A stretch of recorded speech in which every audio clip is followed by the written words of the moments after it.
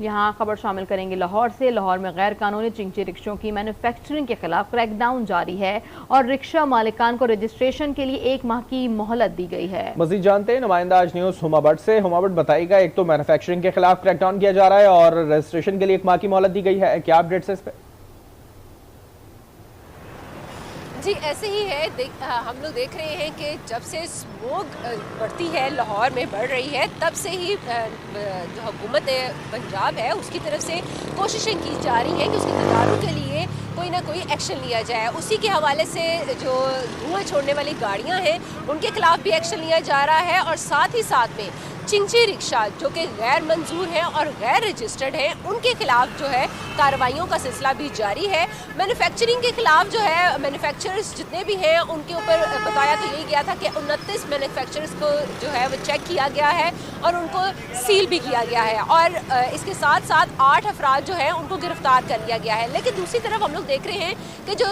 Rickshaw मालिकान हैं उनकी परेशानी बहुत ज़्यादा बढ़ चुकी हुई है। वो बार बार यही कह रहे हैं कि हुकूमत की तरफ से 30 रोज़ की मोहलत दी गई है, लेकिन 30 रोज़ की मोहलत के दौरान कोई एक चीज़ भी नहीं बताई गई कि अगर गैर रजिस्टर्ड कोई रिक्शा है तो उसको रजिस्ट्रेशन उसकी कहाँ से करवानी है।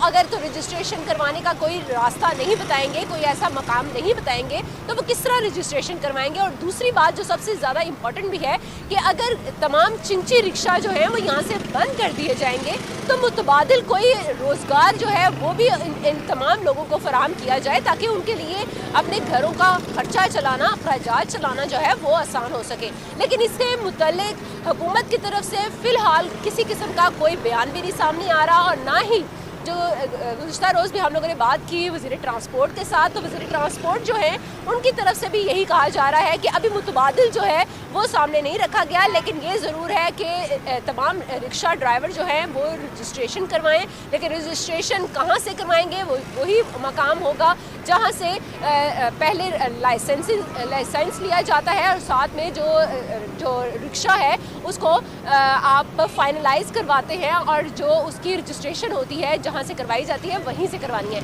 अभी फ़िलहाल जो लोग हैं वो भी अभाम में है और जो हुकूमत है वो भी रिक्शा मालिकान परेशान हैं, अभाम में हैं। हुमा भट्ट आप हमारे साथ हैं, यही बताइएगा कि रिक्शा मालिकान तो परेशान है लेकिन लाहौर के शहरियों का क्या कहना है इस हवाले से, क्योंकि जो फुटेज भी हम दिखा रहे हैं और जो लाहौर शहर की सूरत हाल है, चिंची रिक्शा वहाँ पे बहुत ज्यादा यूज होता है, तो शहरियों के लिए भी कोई मुतबादिल है?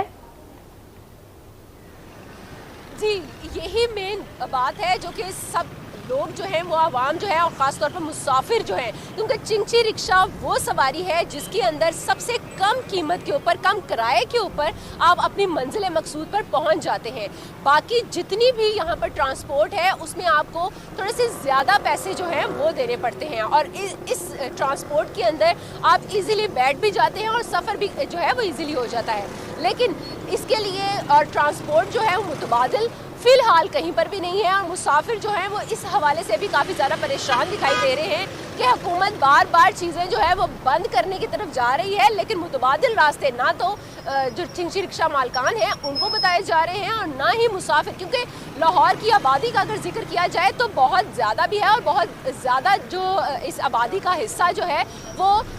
जो पब्लिक ट्रांसपोर्ट है उस पर सफ़र करने वाला है। अब पब्लिक ट्रांसपोर्ट में कुछ ही चीज़ें हैं जिनमें मेन अगर बात करें तो मेट्रो, स्पीडो और ऑरेंज लाइन ट्रेन है और इसके साथ साथ कुछ हम लोगों को नज़र आती हैं वैन्स जो कि यहाँ पर चल रही हैं। कुछ चिंची रिक्शास जो हैं और रिक्शास जो हैं उनको